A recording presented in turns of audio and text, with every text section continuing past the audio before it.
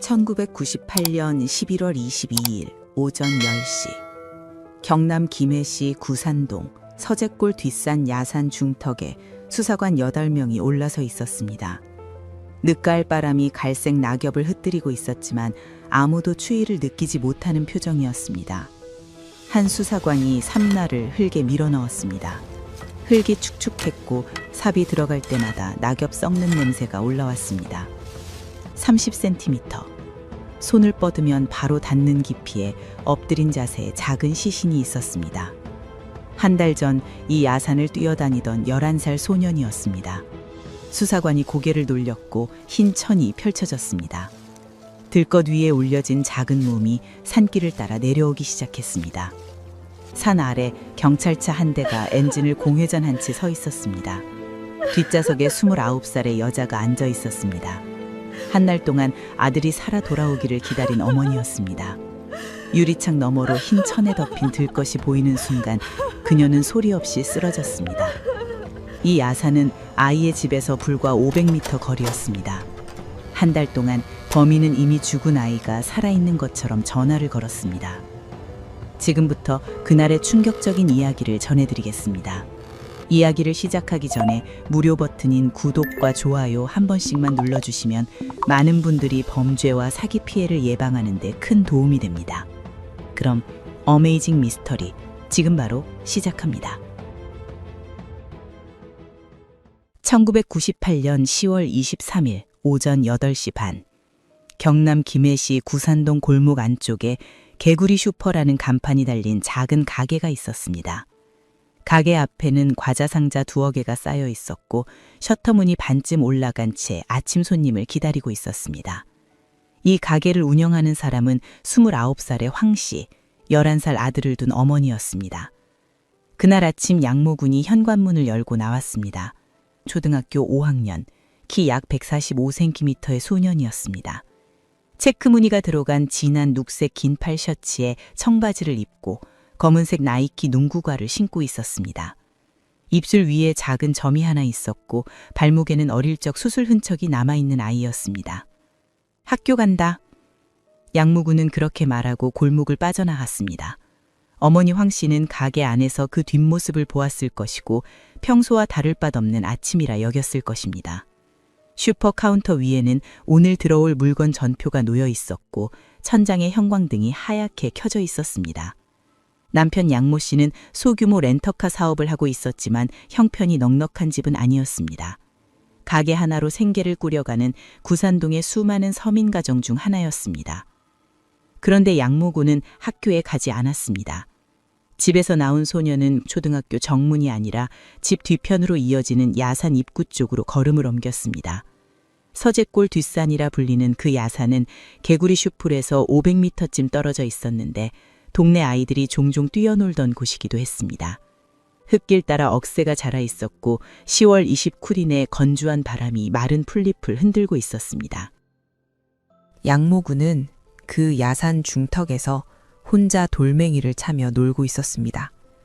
11살 소년이 학교 대신 야산을 택한 이유는 아무도 모릅니다. 다만 그 선택이 그날 아침 그 시간에 그 장소에 소년을 세워놓았다는 사실만이 남아 있습니다. 같은 시각 어머니 황모 씨는 개구리 슈퍼의 셔터를 완전히 울리고 가게 문을 열었습니다. 동네 단골이 아침 우유를 사러 들어왔고 황모 씨는 카운터 뒤에서 거스름돈을 건넸습니다. 아들이 학교에 잘 갔으리라 믿으며 하루를 시작하는 평범한 아침이었습니다. 가게 유리문 너머로 보이는 골목은 조용했고 그 골목 끝에서 야산으로 이어지는 길은 눈에 들어오지 않았습니다. 오전이 지나고 점심이 지나고 오후가 되었습니다. 양모군이 돌아오지 않았습니다. 학교가 끝날 시간이 지나도 현관문이 열리지 않자 황모 씨는 처음으로 고개를 갸우뚱했습니다. 놀다가 늦는 걸까? 친구 집에 간 걸까? 그러나 해가 기울어도 아이는 나타나지 않았고 황모 씨는 초등학교에 전화를 걸었습니다. 학교의 대답은 간단했습니다. 양모군은 오늘 등교하지 않았다는 것. 수화기를 내려놓은 황모 씨의 손이 어떠했는지, 그 순간 가게 안이 얼마나 조용했는지는 아무도 기록하지 않았습니다. 다만 그녀가 곧바로 경찰에 신고했다는 사실만 남아 있습니다. 김해 경찰서가 접수를 받은 것은 그날 저녁이었고 11살 소년의 실종 수사가 시작되었습니다. 그 시각 서재골 뒷산 야산 중턱은 이미 어둠에 잠겨 있었습니다. 양모군이 돌멩이를 차며 놀던 그 자리에서 불과 25m 떨어진 곳에 깊이 30cm의 구덩이가 파여 있었습니다. 낙엽과 흙이 덮여 있어 누구도 알아챌 수 없는 그 아래에 오전에 집을 나선 소년이 엎드린 채 묻혀 있었습니다. 어머니는 알지 못했습니다. 경찰도 알지 못했습니다. 그리고 그날 밤 개구리 슈퍼에 전화기가 울렸습니다. 양모군이 야산에서 혼자 놀고 있을 때 같은 동네에 사는 41살의 남자가 그 야산으로 올라오고 있었습니다. 전과 구범. 15살 때 처음 소년원에 들어간 이후 26년 동안 감옥과 세상을 오가며 살아온 남자였습니다. 박진봉, 1957년생. 이 이름이 경찰 기록에 처음 등장한 건 1972년, 그가 15살이 되던 해였습니다. 죄명은 특수강도. 또래 아이들이 교실에서 중학교 시험을 치르고 있을 나이에 박진봉은 수갑이 채워져 소년원에 들어갔습니다. 15살짜리 소년에게 특수라는 수식어가 붙은 것은 범행에 흉기가 동원되었거나 공범이 있었다는 뜻이었습니다. 소년원 담장 안에서 그의 10대가 시작되었고 그 담장은 이후 26년 동안 그를 놓아주지 않았습니다. 아니, 정확히 말하면 담장은 그를 여러 번 놓아주었습니다. 문제는 그때마다 박진봉이 같은 자리로 되돌아왔다는 것입니다. 소년원을 나온 뒤 폭력, 다시 교도소, 출소 뒤 절도, 다시 교도소, 그 다음은 강도, 그 다음은 강간치상. 전과 기록은 한 장으로 끝나지 않았고 죄명은 갈수록 무거워졌습니다. 소년원에서 시작된 기록이 성인 교도소로 옮겨갔고 20대를 지나 30대에 이르기까지 박진봉 옆에는 9개의 전과가 쌓여 있었습니다. 감옥 밖에서 보낸 시간보다 안에서 보낸 시간이 더 긴 삶이었습니다. 1998년, 박진봉은 41살이 되어 있었습니다. 그 해는 대한민국 전체가 흔들리고 있던 시기였습니다. 전년도 말에 터진 IMF 외환 위기로 기업이 줄줄이 쓰러졌고 거리에는 하루아침에 직장을 잃은 사람들이 넘쳐났습니다. 공장 문이 닫히고 건설 현장이 멈추고 일용직 자리마저 사라지던 때였습니다. 박진봉은 경남 김해시 구상동에 있었습니다. 이곳에 누나집이 살고 있었기 때문입니다. 마땅한 주거지가 없던 그는 누나집을 자주 드나들며 구상동 일대에서 막노동 자리를 찾아 전전하고 있었습니다. 그러나 IMF 한파 속에서 막노동 일감조차 구하기 어려운 형편이었고 주머니 사정은 점점 궁핍해지고 있었습니다. 구상동은 김해시의 오래된 주택가였습니다. 좁은 골목 사이로 슬레이트 지붕에 낮은 집들이 늘어서 있었고 골목 끝에는 작은 가게들이 있었습니다. 그 가게들 중 하나가 개구리 슈퍼였습니다. 박진봉의 누나집에서 그리 멀지 않은 거리에 있던 가게였는데 박진봉이 이 슈퍼의 존재를 알고 있었는지 이 집 아이를 미리 눈여겨보고 있었는지는 확인된 바 없습니다. 다만 같은 동네에 살면서 오가는 길에 그 가게 앞을 지나쳤을 가능성은 충분했습니다. 1998년 10월 23일 오전, 박진봉은 서재골 뒷산 야산을 올라가고 있었습니다. 야산 중턱에 올라선 41살의 남자 앞에 혼자 돌멩이를 차며 놀고 있는 아이가 보였습니다. 체크무늬 녹색 셔츠에 청바지를 입은 소년이었습니다. 주변에 어른은 없었고 아이는 박진봉이 다가오는 것을 특별히 경계하지 않는 모습이었습니다. 박진봉은 아이에게 말을 걸었습니다. 가정 형편을 물었고 집 전화번호를 물었습니다. 11살 소년은 낯선 어른의 질문에 순순히 대답했습니다. 집이 부자예요. 개구리 슈퍼를 운영하는 서민 가정의 아이가 왜 그런 대답을 했는지, 아이의 눈에 그것이 정말 부자로 보였던 것인지 아니면 아이다운 허세였는지는 알 수 없습니다. 확실한 것은 단 하나입니다. 그 한마디를 들은 순간 박진봉이 유괴를 결심했다는 사실입니다. 전과 구범의 남자에게 부자라는 단어는 열쇠였습니다. 26년간 감옥을 드나들며 배운 것이 있다면 그것은 돈이 되는 기회를 알아보는 눈이었습니다. 아이는 혼자였고 어른은 없었고 야산은 인적이 드물었습니다. 박진봉은 주먹을 쥐었습니다. 집이 부자라는 아이의 한마디, 그것이 11살 소년의 마지막 대화였습니다. 박진봉이 주먹을 휘둘렀습니다. 41살 성인 남자의 주먹이 11살 소년의 얼굴을 향해 날아갔고 양모군은 그 자리에서 쓰러졌습니다. 한 번이 아니었습니다. 박진봉은 수차례 주먹으로 아이를 때렸습니다. 145cm의 소년이 41살 전과 구범 앞에서 할 수 있는 것은 아무것도 없었습니다. 아이는 겁이 들었고 저항은 불가능했습니다. 박진봉은 겁먹은 아이를 일으켜 세웠습니다. 그리고 양모군이 놀고 있던 자리에서 약 25m 떨어진 후미진 곳으로 아이를 끌고 갔습니다. 야산 중턱의 그 장소는 나무와 자풀로 가려져 아래쪽 마을에서 보이지 않는 곳이었습니다. 10월의 마른 낙엽이 두 사람의 발밑에서 바스락거렸고 나뭇가지가 부러지는 소리가 났지만 그 소리를 들을 사람은 주변에 아무도 없었습니다. 후미진 장소에 도착한 박진봉은 양손으로 양모군의 목을 졸랐습니다. 11살 소년의 목은 성인 남성의 두 손 안에 들어가는 극이었습니다. 아이가 얼마나 버텼는지, 마지막 순간에 무슨 소리를 냈는지는 그 누구도 기록하지 않았습니다. 박진봉이 손을 놓았을 때 양모군은 움직이지 않았습니다. 학교 간다며 현관문을 나선 지 수시간도 지나지 않은 시점이었습니다. 박진봉은 주변을 둘러보았습니다. 야산 중턱의 흙은 10월의 건조한 날씨에도 불구하고 낙엽 아래로 습기를 머금고 있었습니다. 그는 손과 도구를 이용해 흙을 파기 시작했습니다. 깊이 약 30cm. 무릎을 꿇고 팔을 뻗으면 바닥에 닿는 정도의 얕은 구덩이였습니다. 박진봉은 양모군의 시신을 그 구덩이에 엎드린 자세로 넣었습니다. 그리고 주변의 낙엽과 흙을 쓸어 모아 시신 위를 덮었습니다. 갈색 낙엽이 아이의 체크무늬 녹색 셔츠 위로 쌓였습니다. 흙이 그 위를 덮었고 잠시 후 그 자리는 주변의 야산 바닥과 구별될 수 없는 모습이었습니다. 누군가 그 위를 밟고 지나가더라도 30cm 아래에 11살 소년이 묻혀 있다는 것을 눈치채기는 어려웠을 것입니다. 박진봉은 야산을 내려왔습니다. 야산은 다시 조용해졌습니다. 바람이 불 때마다 낙엽이 흔들렸지만 그 아래에 무엇이 묻혀 있는지를 알려주는 것은 아무것도 없었습니다. 새가 울었고 먼 데서 개 짖는 소리가 들렸고 구산동 골목의 생활소음이 야산 위까지 희미하게 올라왔습니다. 평범한 10월의 오전이었습니다.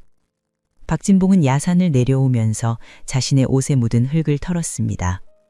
손톱 밑에 낀 흙까지 신경 썼는지는 알 수 없지만 그가 야산에서 내려와 마을 골목을 걸어가는 모습을 수상하게 여긴 사람은 없었던 것으로 보입니다. 구산동은 누나집이 있는 동네였고 그가 이 골목을 오가는 것은 드문 일이었습니다. 41살의 남자가 야산을 산책하고 내려오는 것쯤은 누구의 눈에도 띄지 않는 풍경이었습니다. 골목을 빠져나온 박진봉은 곧장 버스 정류장을 향했습니다. 김해에서 울산까지는 시외버스로 1시간 남짓한 거리였습니다. 그가 울산을 선택한 것에는 이유가 있었습니다.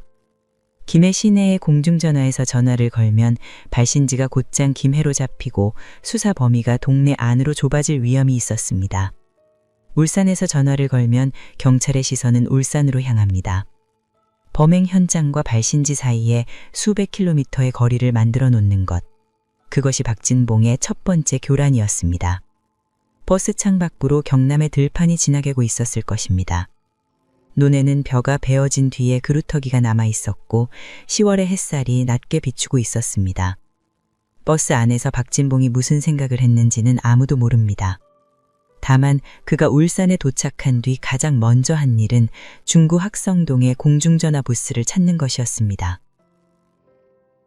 같은 시각 500m 아래 구산동 골목에서는 개구리 슈퍼의 형광등이 켜져 있었습니다. 황모 씨는 카운터 뒤에 서서 손님을 맞고 있었습니다. 냉장고 유리문 너머로 우유팩과 음료수가 줄지어 있었고 라디오에서는 오전 뉴스가 흘러나오고 있었습니다. 어머니가 아들이 학교에서 공부를 하고 있으리라 믿고 있던 어머니와 그 아들이 야산 30cm 아래에 묻혀있는 현실 사이에는 500m라는 거리가 놓여 있었습니다. 어머니가 가게 문을 열고 골목을 지나 야산 입구까지 걸어갔더라면 아들이 묻힌 곳에 닿을 수 있는 거리였습니다. 그러나 어머니에게는 야산으로 가야 할 이유가 없었습니다. 아들은 학교에 있으니까요. 그리고 그날 밤 개구리 슈퍼에 전화기가 울렸습니다. 수화기 너머로 모르는 남자의 목소리가 들려왔습니다. 아이는 내가 가지고 있다. 아이를 가지고 있다는 그 말 속에 양모구는 살아있는 존재로 포장되어 있었습니다. 그러나 그 전화가 걸려올 때 아이는 이미 야산 30cm 아래에서 차가운 흙에 둘러싸여 있었습니다. 어머니에게 그 전화는 공포의 시작이었지만 동시에 아이가 살아있다는 유일한 증거여기도 했습니다. 죽은 아이의 목소리 대신 그 아이를 죽인 남자의 목소리가 부모에게 돈을 요구하고 있었습니다. 1998년 10월 23일 밤 개구리 슈퍼에 전화기가 울린 것은 밤이 깊어진 뒤였습니다. 황모 씨가 수화기를 들자 모르는 남자의 목소리가 들려왔습니다. 짧은 한마디. 아이는 내가 가지고 있다. 그리고 전화는 끊어졌습니다. 발신지는 확인되지 않았습니다. 통화 시간은 극히 짧았고 남자의 말투에서 특별한 단서를 잡아내기에는 내용이 너무 적었습니다. 그러나 그 한마디만으로 충분했습니다. 아들이 단순 가출이 아니라 누군가의 손에 들어가 있다는 사실, 그것은 어머니에게 공포이면서 동시에 한 가닥의 희망이었습니다. 누군가 데리고 있다는 것은 적어도 아이가 살아있다는 뜻이었으니까요. 이틀 뒤인 10월 25일까지 전화는 3차례 더 걸려왔습니다. 2차와 3차 전화는 울산 중구 학성동의 공중전화에서 발신되었습니다. 내용은 여전히 짧고 단편적이었고 박진봉은 구체적인 요구를 하지 않은 채로 전화를 끊었고 수사에 도움이 될 만한 정보는 거의 남기지 않았습니다. 다만 수화기 너머로 요란한 음악이 배경에 깔려 있었다는 것과 남자의 말투에 경상도와 전라도 억양이 섞여 있었다는 정도가 수사관들의 메모에 남았습니다. 4차 전화가 걸려온 것은 10월 25일이었습니다. 이번에는 울산 소재의 타인명의 휴대전화에서 발신되었고 박진봉은 처음으로 구체적인 금액을 입에 올렸습니다. 렌터카 사업을 정리하고 500만 원을 준비하라는 것이었습니다. 500만 원. 1998년 IMF 시대에 동네 슈퍼를 운영하며 근근히 생계를 이어가는 가정에게 500만 원은 당장 마련할 수 있는 돈이 아니었습니다. 황모 씨가 수화기를 붙잡고 전답했습니다. 돈이 없다고. 그 금액은 구할 수 없다고. 박진봉은 전화를 끊지 않았습니다. 대신 금액을 낮추었습니다.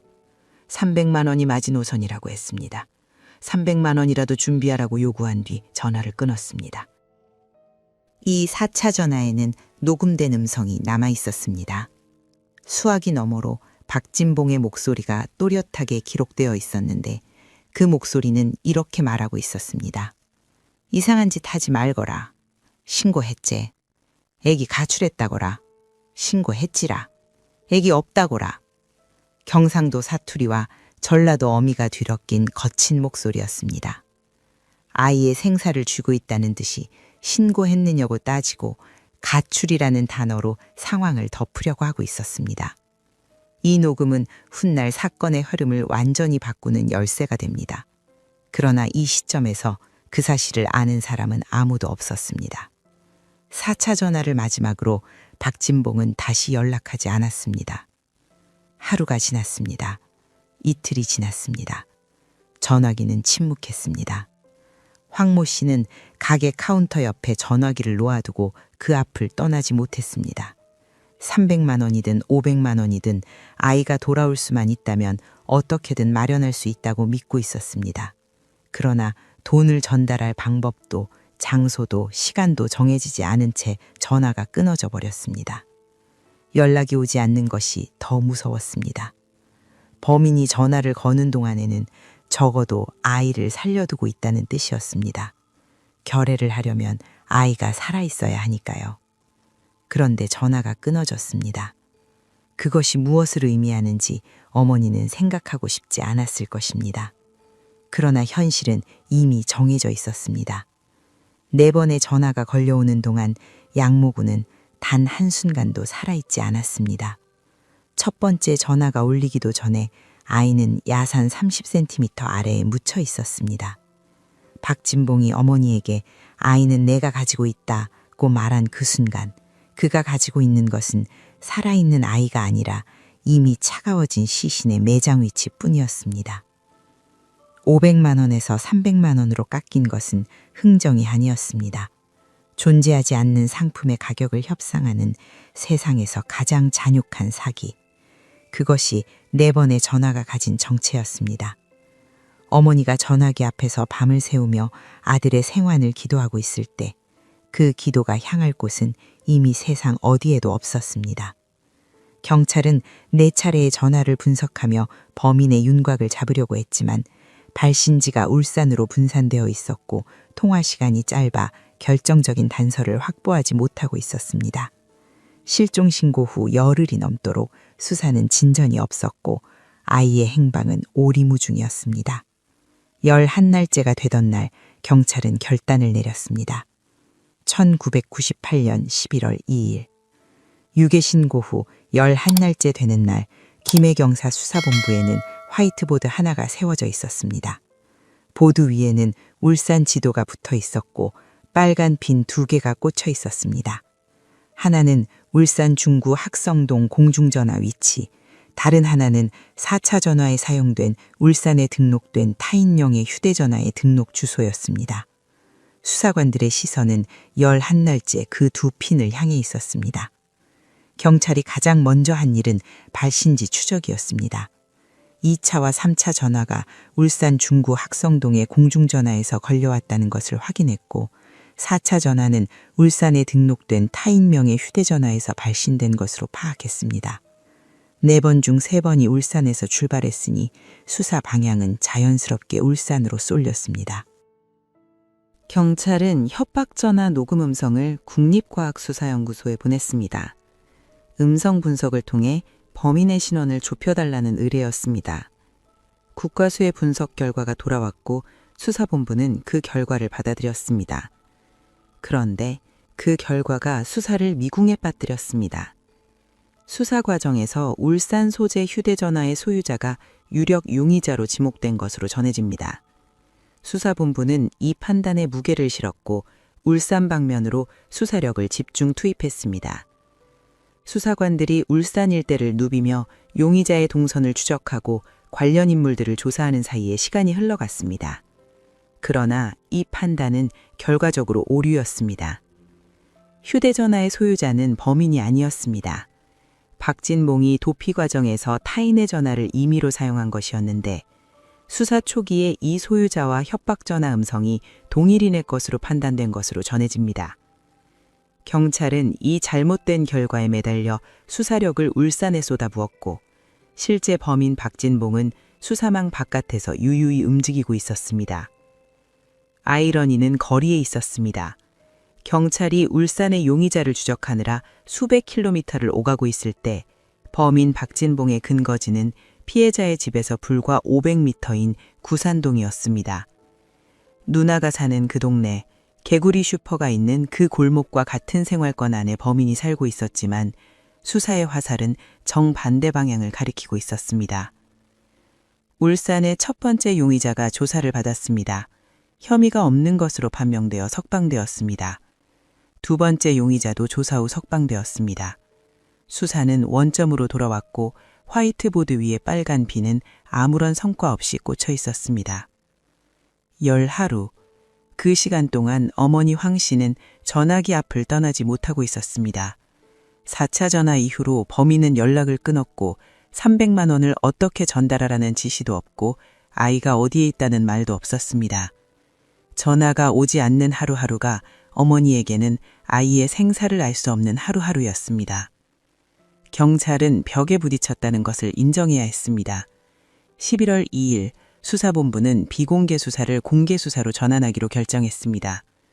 포상금 300만 원을 내걸고 양모군의 사진이 실린 전단 1만 장을 김해 시내와 주변 지역에 배포하기 시작했습니다. 전단에는 양모군의 얼굴 사진이 크게 인쇄되어 있었습니다. 둥근 얼굴에 입술 위 점이 있는 소년, 체크무늬 녹색 셔츠에 청바지 차림, 실종일 1998년 10월 23일, 초등학교 5학년, 연락처 김해경찰서. 초등학교의 반응은 빨랐습니다. 교감이 전교생 조회 시간에 양모군의 실종 사실을 알렸고 학부모회와 교사들에게 전단 배포에 동참해달라고 요청했습니다. 학교 정문 유리창에 양모군을 찾습니다라는 전단이 붙었고 급식실 앞 게시판에도 같은 전단이 나란히 걸렸습니다. 5학년 교실에서는 양모군의 자리가 비어 있었습니다. 교탁 앞에서 세 번째, 창가 쪽 자리. 아이의 책상 위에는 교과서와 공책이 그대로 놓여 있었고 의자는 책상 아래로 밀려 들어간 채 주인을 기다리고 있었습니다. 같은 반 아이들은 매일 아침 그 빈자리를 보며 등교했습니다. 학생들은 직접 피켓을 만들기 시작했습니다. 도화지에 매직으로 친구를 찾아주세요 라고 쓰고 그 아래에 양모군의 얼굴을 크레파스로 그려 넣은 아이도 있었습니다. 11살짜리 손으로 만든 피켓은 글씨가 삐뚤빠뚤했지만 그 삐뚤빠뚤한 글씨 속에 담긴 간절함은 어른들의 전단보다 묵직했습니다. 아이들은 그 피켓을 들고 학교 정문 앞에 줄을 서서 거리 캠페인을 벌였습니다. 등하교 시간에 학교 앞을 지나는 어른들에게 전단을 나눠주고 우리 친구를 찾아주세요 라고 말했습니다. 학부모들도 움직였습니다. 어머니들이 3, 4, 5호 모여 김해시내 시장과 버스터미널, 기차역 대합실에 전단을 돌렸습니다. 누군가는 전단 뭉치를 들고 인근 창원과 부산까지 나가기도 했습니다. 전단을 받아든 시민들은 양모군의 사진을 들여다보며 고개를 저었습니다. 본 적 없다고, 모르는 아이라고. 전단은 쌓여갔지만 양모군의 소식은 돌아오지 않았습니다. 동네 전봇대와 버스 정류장, 시장 입구에 양모군의 얼굴이 나붙었습니다. 마을 전체가 한 아이를 찾고 있었습니다. 학교가, 이웃이, 경찰이 모두가 양모군이 살아서 돌아오기를 바라고 있었습니다. 그 모든 전단이 붙어있는 전봇대 뒤편으로 서재골 뒷산 야산의 능선이 보였습니다. 전단 속 소년의 얼굴이 웃고 있었고 그 소년의 몸은 야산 중턱 30cm 아래서 열 하루째 썩어가고 있었습니다. 공개 수사가 시작되자 경찰은 한 가지 결정을 더 내렸습니다. 협박 전화 녹음을 TV 뉴스에 공개하기로 한 것이었습니다. 그 목소리가 안방극장에 흘러나온 순간 한 통의 전화가 경찰에 굴려왔습니다. 경찰이 협박전화 녹음 음성을 TV에 공개한 것은 공개수사 전환 직후였습니다.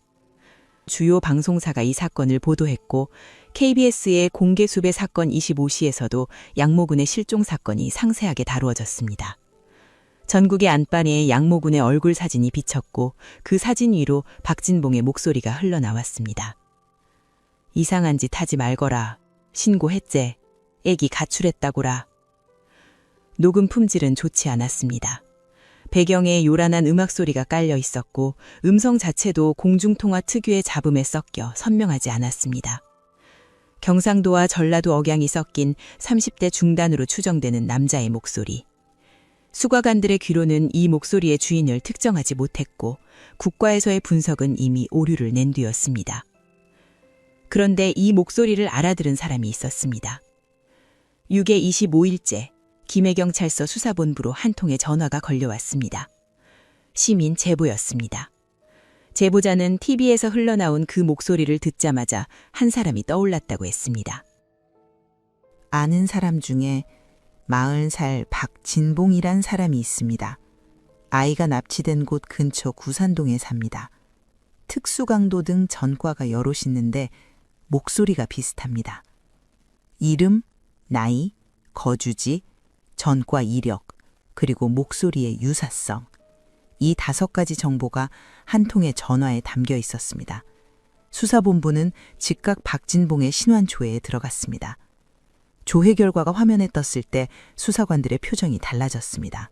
전과 구범, 15살 때 특수강도로 소년원, 이후 폭력, 절도, 강도, 강간치상. 범죄 이력이 A4 한 장을 가득 메우고 있었습니다. 그리고 주소지가 확인되었습니다. 경남 김해시 구산동. 피해자 양모군의 집에서 걸어서 10분 거리에 누나가 살고 있었고 박진봉은 그 누나의 집을 근거지로 삼아 구산동 일대를 오가고 있던 인물이었습니다. 열 하루 동안 울산을 뒤지고 있을 때 범인은 피해자의 바로 옆 동네에 살고 있었던 것입니다.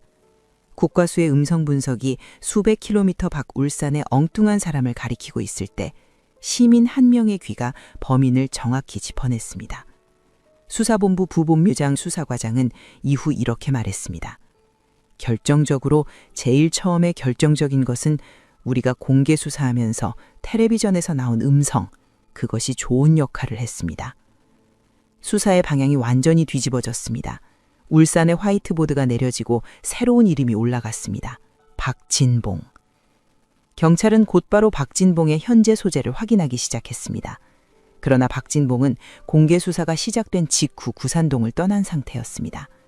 자신의 목소리가 TV에 나올 수 있다는 것을, 자신의 얼굴이 전단에 실릴 수 있다는 것을 직감한 것인지 아니면 단순히 도피 본능이 작동한 것인지는 알 수 없습니다.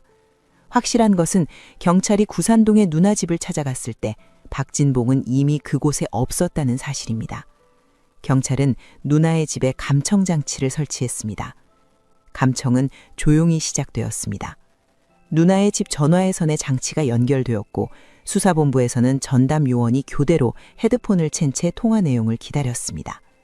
누나가 일상적으로 이웃과 나누는 통화링, 시장의 주문 전화를 거는 소리, 텔레비전이 켜진 배경음까지 모든 것이 녹음되었습니다. 수사관들은 그 일상의 소음 속에서 박진봉의 목소리가 섞여 들어오는 순간을 기다리고 있었습니다. 기다림은 오래 걸리지 않았습니다. 박진봉은 도피 중에도 누나에게 전화를 걸었습니다. 자신은 누군가의 부탁을 받고 전화만 대신 걸어준 것뿐이라며 아무 죄가 없다고 주장한 것으로 전해집니다. 감옥을 9번 드나든 남자답게 자신에게 불리한 말은 철저히 피하면서도 누나와의 연결끈은 놓지 않았습니다. 전화를 걸 때마다 발신지가 바뀌었습니다. 경북의 어느 소도시에서 한 번, 다른 도시의 공중전화에서 한 번, 한 곳에 머물지 않고 계속 이동하고 있던 뜻이었습니다. 수사본부는 각 통화의 발신지를 지도위에 표시하기 시작했습니다. 점이 하나 찍히고 다음 점이 찍히고 그 점들을 선으로 이으면 동선이 드러났습니다. 경북 내륙에서 시작된 점들이 점점 동쪽으로 이동하고 있었습니다.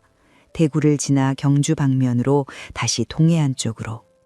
박진봉은 서울이나 부산 같은 대도시가 아니라 인구가 적고 감시가 느슨한 소도시와 농촌 지역을 골라 이동하고 있었습니다.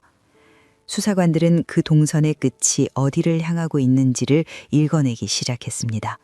강원도였습니다. 그 전화가 감청되고 있다는 것을 박진봉은 몰랐습니다. 그런데 박진봉은 도피 중에 한 가지 일을 더 벌이고 있었습니다. 37살의 남자를 데리고 다니며 그에게 같은 옷을 입히고 편지를 쓰게 하고 있었습니다. 그리고 그 남자를 죽이려 했습니다. 1998년 11월 17일 경북 영천역. 플랫폼에 한 남자가 서 있었습니다. 박진봉이었습니다. 공개 수사가 시작된 뒤 구산동을 빠져나온 그는 경북 일대를 전전하며 2주 넘게 도피 중이었습니다. 11월의 영천역은 쓸쓸했습니다. 기차를 기다리는 사람은 드물었고 역광장의 가로수는 마지막 남은 잎을 떨구고 있었습니다. 박진봉은 이곳에서 누군가를 기다리고 있었습니다. 김모 씨, 37살의 남자였습니다. 김모 씨가 어떤 경위로 박진봉과 알게 되었는지, 왜 그의 부름에 응해 영천역까지 나왔는지에 대한 상세한 기록은 남아있지 않습니다. 다만 김모 씨가 영천역 플랫폼에서 박진봉과 합류한 뒤 두 사람이 함께 이동하기 시작했다는 사실은 확인되어 있습니다. 박진봉은 김모 씨에게 편지를 쓰라고 했습니다. 대피를 강요한 것이었습니다. 경찰과 언론에 보낼 편지였는데 그 내용은 박진봉이 불러주는 대로 김모 씨의 손으로 적어야 했습니다. 필적이 박진봉의 것이 아닌 다른 사람의 것으로 남도록 하기 위한 계산이었습니다. 편지는 3통이었습니다. 박진봉은 그 편지에 부모의 잘못이 자식에게 돌아간다는 취지의 글을 적게 했으며 자수하고 싶다는 내용도 담았습니다. 동시에 자신이 세상을 떠나면 아이도 함께 사라질 것이라는 위협적인 내용과 이것이 자신의 복수라는 취지의 문장도 포함되어 있었습니다. 자수하겠다는 문장과 아이를 함께 데려가겠다는 문장이 한 장의 종이 위에 나란히 적혀 있는 것은 진심이 아니라 전략이었습니다. 편지의 목적은 자수가 아니라 수사를 혼란에 빠뜨리는 것이었습니다. 그리고 박진봉은 한 가지 일을 더 했습니다. 김모 씨에게 같은 모양의 점퍼를 입혔습니다. 같은 옷을 입은 두 남자가 나란히 걸어가는 모습은 역광장을 지나는 사람의 눈에 별다를 것 없는 풍경이었을 것입니다. 그러나 그 같은 점퍼에는 박진봉의 계산이 들어 있었습니다. 편지의 필족은 김모 씨 것으로 남기고 옷차림까지 동일하게 만들어 놓으면 경찰이 김모 씨를 범인으로 오인할 여지가 생기는 것이었습니다. 범행을 통째로 다른 사람에게 뒤집어 씌우려는 공작이었습니다. 박진봉의 계산은 거기서 멈추지 않았습니다. 김모 씨를 수면제와 진정제를 이용해 살해하려 한 정황이 확인된 것으로 전해집니다. 편지를 쓴 사람이 죽은 채로 발견되면 경찰은 그 사람을 범인으로 단정할 가능성이 높아집니다. 필적이 일치하고 옷가림이 목격 정보와 맞고 그 사람이 죄책감에 자살한 것으로 위장할 수 있으니까요. 감옥과 세상을 9번 오간 남자의 머릿속에는 범죄를 저지르는 기술만큼이나 범죄를 숨기는 기술도 쌓여 있었습니다. 11살 아이를 죽이고도 모자라 이제는 37살 남자까지 죽여서 증거를 없애려 하고 있었습니다. 자수하고 싶다는 편지를 쓰게 하면서 그 편지를 쓴 사람을 죽이려는 남자, 그것이 박진봉이었습니다. 그러나 경찰의 추적은 박진봉의 계산보다 빨랐습니다. 누나집에 설치한 감청 장치를 통해 박진봉의 통화 기록이 수사본부에 실시간으로 전달되고 있었고 발신 위치를 기반으로 동선이 추적되고 있었습니다. 경북에서 시작된 박진봉의 도피 경로는 점점 동쪽으로 이동하여 강원도 방면으로 향하고 있었습니다. 수사본부는 강원도 경찰에 공조를 요청했습니다. 1998년 11월 19일 강릉, 박진봉과 김모 씨가 강릉 시내에서 검거되었습니다. 같은 모양의 점퍼를 입은 두 남자에게 수갑이 채워졌고 6일 28일 만에 범인이 체포되었습니다. 박진봉은 체포 현장에서 별다른 저항 없이 연행에 응했습니다. 김해경찰서로 이송되는 차 안에서 박진봉은 입을 열지 않았습니다. 그러나 이 체포가 곧 사건의 해결을 의미하지는 않았습니다. 범인은 잡혔지만 아이가 어디에 있는지는 여전히 아무도 몰랐습니다. 어머니 황모 씨에게 필요한 것은 범인의 체포가 아니라 아들이 살아있다는 한마디였습니다. 황모 씨는 김해경찰서로 달려왔습니다. 범인이 잡혔다는 소식을 듣고 아들의 생사를 확인할 수 있으리라는 희망 때문이었습니다. 경찰서 복도에서 기다리는 어머니의 모습을 취재진이 카메라에 담았고 KBS 보도에 그녀의 목소리가 실렸습니다. 제일 궁금한 거는 우리 아이 생사 확인이 안 되는 게 제일 궁금한 건데 제발 빨리 우리가 확인할 수 있게. 그 목소리는 희망을 담고 있었습니다. 범인이 잡혔으니 아이의 행방을 말할 것이고 아이가 어딘가에 살아있을 것이라는 희망. 그러나 취조실 안에서 박진봉은 입을 굳게 다물고 있었습니다. 아유 보셨습니까? 못 봤습니다. 아유 어디 있습니까? 모릅니다. 확실히 모릅니다. 저는 전화해 준 것밖에 없습니다. 박진봉은 협박 전화를 건 사실만 인정하고 양모군의 생사와 소재에 대해서는 전면 묵비권을 행사했습니다. 28일 전에 아이를 자기 손으로 죽이고 땅에 묻은 남자가 아이를 본 적이 없다고 말하고 있었습니다. 어머니는 경찰서 밖에서 기다렸습니다. 아들이 살아있다는 말을 들을 수 있을지도 모른다는 희망을 붙잡은 채 1998년 11월 20일 김해경찰서. 박진봉에게 영리유인 혐의로 구속영장이 집행되었습니다. 김모 씨에게는 범죄 도피 혐의로 별도의 구속영장이 청구되었습니다. 체포 이틀째, 박진봉은 여전히 같은 말만 반복하고 있었습니다. 자신은 전화만 대신 걸어주었을 뿐이며 양모군을 본 적이 없고 아이가 어디 있는지 모른다는 것이었습니다. 취조실의 형광등은 밤낮 없이 켜져 있었습니다. 수사관이 질문을 바꾸고 각도를 바꾸고 증거를 제시해도 박진봉의 대답은 달라지지 않았습니다. 9번 교도소를 드나든 남자에게 취조실은 낯선 공간이 아니었습니다. 어디까지 말하고 어디서 멈춰야 하는지를 알고 있었고 묵비권이라는 벽을 세우는데 능숙했습니다. 경찰서 밖에서는 어머니 황모 씨가 기다리고 있었습니다. 범인이 잡혔으니 곧 아들의 행방을 알 수 있을 것이라 믿고 있었습니다. 그러나 취조실에서 전해지는 소식은 한결같았습니다. 범인이 말을 하지 않는다. 아이의 소재를 모른다고 한다. 이틀이 지났습니다. 구속 3일째가 되던 11월 22일 새벽, 취조실 안에서 변화가 일어났습니다. 박진봉이 입을 열었습니다. 김해 경찰서장이 기자들 앞에 섰습니다. 카메라 플래시가 터지는 가운데 그가 말했습니다. 아이를 보지 못하였다고 부인을 하여 오다가 심경의 변화를 일으켜서 구속 3일 만에 자신이 아이를 살해하고 매장하였다고 자백을 했습니다. 살해, 매장. 그 두 단어가 브리핑실의 공기를 갈랐습니다. 한 달 동안 모든 사람이 바라고 있던 것은 아이가 살아있다는 소식이었습니다. 어머니도, 경찰도, 학교도, 이웃도. 그러나 돌아온 것은 정반대의 답이었습니다. 아이는 유괴 당일에 이미 죽었고 야산에 묻혀 있다는 것이었습니다. 유괴 첫날, 10월 23일 오전. 어머니가 가게를 열고 있을 때 아이는 이미 죽어 있었습니다. 첫 번째 협박 전화가 걸려왔을 때 아이는 이미 흙 속에 있었습니다. 500만 원을 300만 원으로 깎는 흥정이 벌어지고 있을 때 흥정의 대상은 이미 이 세상에 없었습니다. 10하루 동안 전단을 돌리며 아이를 찾아 헤매었을 때 아이는 전단이 붙은 전봇대 뒤편 야산에 묻혀 있었습니다. 한 달 동안의 기다림은 처음부터 끝까지 헛된 것이었습니다.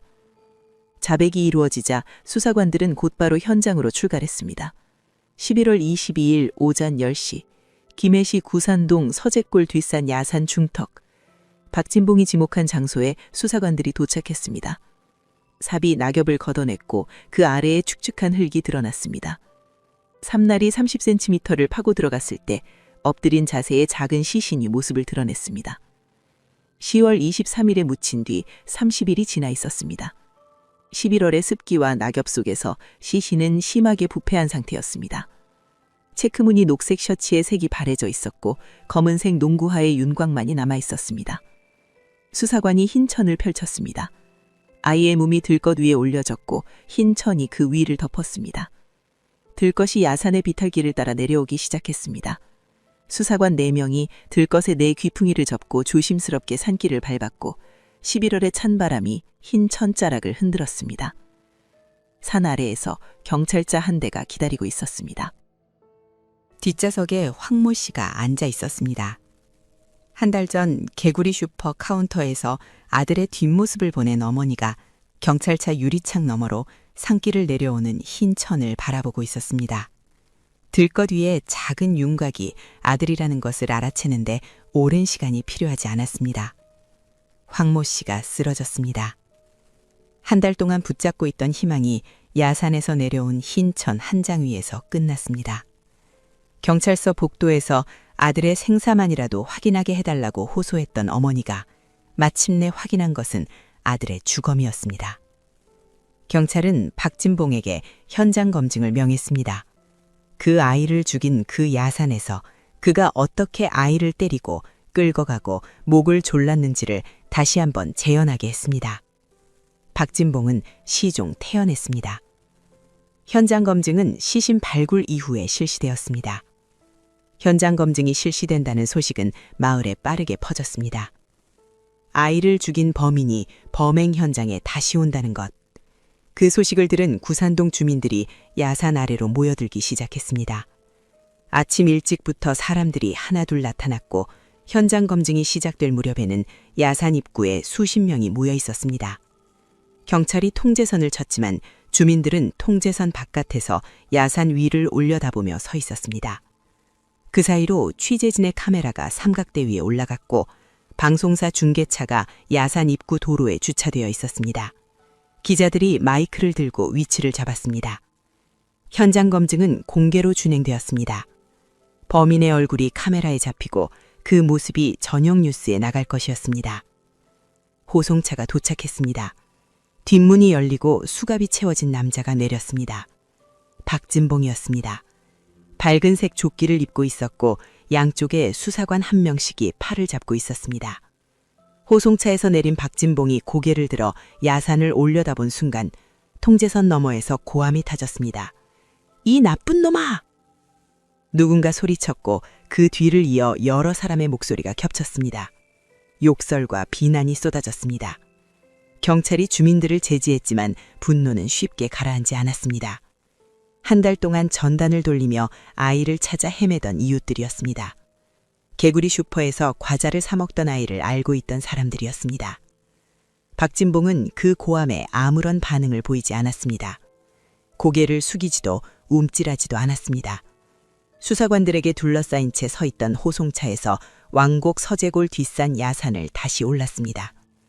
박진봉은 야산 중턱에 서서 한 지점을 가리켰습니다. 양모군이 혼자 놀고 있던 자리였습니다.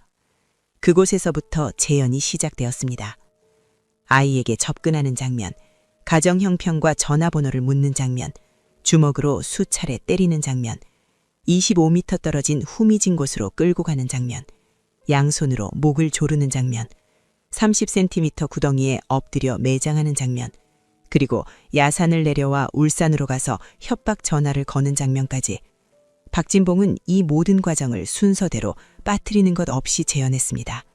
마치 어제 한 일을 설명하듯 담담하게. 수사관이 다음 동작을 묻기 전에 스스로 다음 장소로 이동했고 몸짓으로 범행의 순서를 보여줬습니다.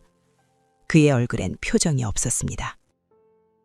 11살 아이의 목을 졸라 죽인 자리에서 그 동작을 재현하면서도 박진봉은 눈 하나 깜짝이지 않았습니다.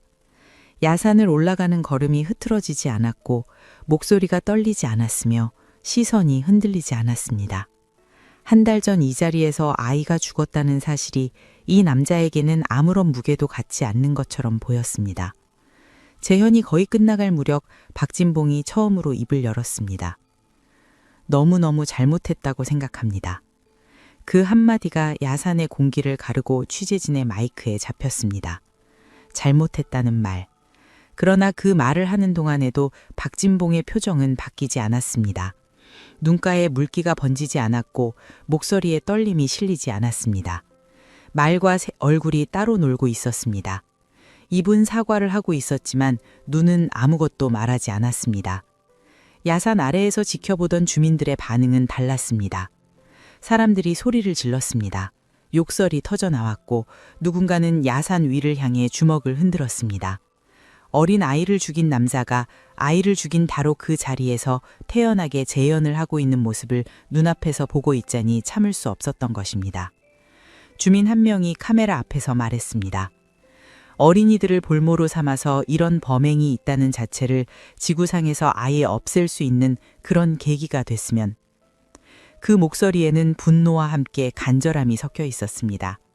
한 아이가 죽었고 그 아이를 죽인 남자는 잡혔지만 이런 일이 다시 일어나지 않으리라는 보장은 어디에도 없었습니다. 공개 수사가 한창이던 시절 초등학교 5학년 교실에서 한 학생이 카메라 앞에 섰던 적이 있었습니다. 양모군의 같은 반 학우였습니다. 아직 양모군이 살아서 돌아올 수 있다고 믿던 때 그 아이는 이렇게 말했습니다. 제발 친구가 무사히 그리운 어머니의 품으로 돌아오게 도와주세요. 11살짜리 아이가 같은 반 친구의 이름을 부르며 카메라를 향해 호소했던 그 장면. 아이는 무사히 돌아오지 못했습니다. 어머니의 품으로 돌아온 것은 야산에서 내려온 흰 천에 덮인 들것이었습니다. 현장 검증이 끝나고 시간이 흘렀습니다. 1999년 4월 17일 창원지법 3제 형사부 재판장 강창옥 부장판사가 판결문을 읽었습니다. 적용 죄명은 특가법 위반 약취 유인, 살인, 사체 은닉. 3개의 죄명이 박진봉 이름 앞에 나란히 붙었습니다. 재판부가 선고문을 낭독했습니다. 10세가 불과한 어린이를 유괴 살해한 뒤 부모를 상대로 금품을 요구한 범죄는 도저히 용서할 수 없어 법정 최고형인 사형을 선고한다. 사형. 법이 내릴 수 있는 가장 무거운 형량이 내려졌습니다. 방청석에서 술렁임이 일었습니다. 박진봉은 피고인석에서 고개를 숙이고 있었습니다. 그러나 박진봉은 항소했습니다. 이유는 단 하나, 형이 너무 무겁다는 것이었습니다. 11살 아이를 죽이고 죽은 아이를 볼모로 삼아 돈을 요구한 남자가 자신에게 내려진 형이 무겁다고 말했습니다. 부산 고등법원이 이 항소를 심리했습니다. 1심에서 제출된 증거들, 범행의 경위, 피해자의 나이, 범행 후 태도, 전과 기록이 다시 한번 검토되었습니다. 결과는 달라지지 않았습니다. 부산고범은 1심의 사형을 그대로 유지하며 항소를 기각했습니다. 박진봉은 다시 상고했습니다. 대법원까지 가겠다는 것이었습니다. 11살 아이를 유괴하던 당일 살해하고 시신을 야산에 매장 채 한 달 동안 부모에게 돈을 요구한 남자가 세 번째 법정에서도 자신의 형이 부당하다고 주장하고 있었습니다. 2000년 1월 14일 대법원 제2부 주심 대법관이 판결문을 낭독했습니다. 사건 번호 99-4392 상고를 기각한다는 짧은 결론이 먼저 나왔고 그 뒤에 이유가 이어졌습니다. 대법원은 박진봉이 미성년 피해자를 약취하여 수차례 때린 뒤 인적 드문 곳으로 끌고 가 살해한 범행의 죄질이 극히 불량하며 잔인하며 법정 최고형으로 다스려야 마땅하다고 판단했습니다. 원심의 양형이 부당하다고 인정할 사유가 없다는 것이 결론이었습니다. 사형이 확정되었습니다. 1심, 2심 대법원, 3번의 재판을 거치는 동안 단 한 번도 형량이 바뀌지 않았습니다. 법이 내릴 수 있는 가장 무거운 형벌이 3차례 연속으로 유지된 것은 이 사건의 죄질이 그만큼 무거웠다는 뜻이었습니다. 그러나 사형 확정된 것과 사형이 집행되는 것은 다른 문제였습니다. 대한민국에서 마지막으로 사형이 집행된 날짜는 1997년 12월 30일입니다. 그날 이후 단 한 번도 사형이 집행된 적이 없습니다. 박진봉의 사형 확정된 2000년 1월 14일 시점에서 이미 대한민국은 2년 넘게 사형을 집행하지 않고 있었습니다. 국제 앰니스티는 10년 이상 사형을 집행하지 않은 국가를 실질적 사형 폐지국으로 분류하는데 대한민국은 그 기준을 이미 넘긴 상태입니다. 박진봉에게 사형 판결문이 낭독된 법정의 문이 닫힌 뒤 그는 교정지설로 이송되었습니다. 사형수 수감동의 철문이 열렸고 박진봉은 그 안으로 들어갔습니다. 철문이 닫혔습니다. 그리고 그 철문은 다시 열리지 않았습니다. 집행을 위해서도 석방을 위해서도. 사형 확정 이후 26년이 흘렀습니다. 박진봉이 15살에 처음 소년원에 들어간 뒤 세상과 감옥을 오가며 살던 시간이 26년이었고 사형 확정된 뒤 교도소 안에서 보낸 시간도 26년이 되었습니다. 전국 5개 교정지설에 현재 약 57명의 사형수가 수감되어 있으며 박진봉은 그중 한 명입니다. 법은 이 남사에게 죽음을 선고했지만 그 죽음은 집행되지 않았습니다. 선고문 안에 적힌 사형이라는 두 글자는 종이 위에서 멈춰 있습니다. 양모군이 살아있었다면 2026년 현재 38살입니다. 초등학교 5학년 교실에서 제발 아이를 돌려보내달라고 카메라 앞에 섰던 아이들도 같은 나이가 되었습니다. 누군가의 아버지가 되고 누군가의 남편이 되었을 나이입니다. 양모군에게는 그 시간이 주어지지 않았습니다. 11살의 10월 아침에 야산에서 멈추었습니다. 이 사건은 두 가지 질문을 남겼습니다. 15살에 처음 소년원에 들어간 뒤 9번 교도소를 드나든 남자를 사회는 왜 막지 못했는가? 26년 동안 반복된 범죄가 왜 11살 아이의 목숨이 사라진 뒤에야 멈추었는가? 그리고 하나 더.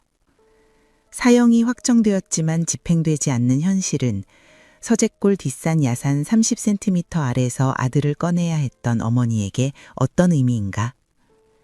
2000년 1월 14일 사형이 확정되었습니다. 그로부터 26년이 지난 지금도 박진봉은 살아 있습니다. 양모군은 돌아오지 않았습니다. 개구리 슈퍼가 있던 자리에는 지금 다른 가게가 들어서 있습니다. 간판이 바뀌었고 셔터 모양도 달라졌고 골목의 풍경도 예전과 같지 않습니다. 그러나 그 골목 끝에서 야산으로 이어지는 길은 여전히 남아 있습니다. 500m. 어른 걸음으로 10분, 아이 걸음으로 15분이면 닿는 그 거리는 28년이 지난 지금도 변하지 않았습니다. 야산의 나무들은 28번의 봄을 더 보냈습니다. 그 자리에 서 있던 억새는 말랐다가 다시 자랐고 낙엽은 쌓였다가 다시 썩었습니다. 30cm 깊이의 흙은 비를 맞고 바람에 깎이며 원래의 지형으로 돌아갔을 것입니다. 야사는 아무 일도 없었다는 듯이 해마다 같은 계절을 되풀이하고 있습니다. 1998년 그해 양모군이 신고 있던 검정색 나이키 농구화는 초등학교 5학년 사이에서 유행하던 신발이었습니다. 그 신발을 신고 운동장을 뛰던 아이들은 이제 38살이 되었습니다. 그중 누군가는 자기 아이에게 운동화를 사주며 매장 진열대 앞에 서 있을 것입니다. 그 아이의 발치수를 재면서 문득 초등학교 5학년 때의 어느 10월을 떠올릴 수도 있고 떠올리지 못할 수도 있습니다. 기억은 고르지 않습니다. 어떤 사람에게 이 사건은 뉴스의 한 꼭지였고 어떤 사람에겐 같은 반 친구의 빈자리였습니다. 어떤 사람에겐 매일 아침 열어야 하는 가게의 셔터 소리였습니다. 이 사건 이후에도 아이들은 사라졌습니다. 그리고 사라진 뒤에야 사회는 같은 질문을 반복했습니다. 왜 막지 못했는가? 왜 또 같은 일이 벌어졌는가? 질문은 반복되었고 그때마다 대책이 쏟아졌지만 대책의 수명은 사건의 기억보다 짧았습니다. 500m. 집에서 학교까지보다 짧은 그 거리가 한 아이의 전부였습니다. 끝까지 시청해 주셔서 감사합니다. 지금까지 어메이징 미스터리였습니다.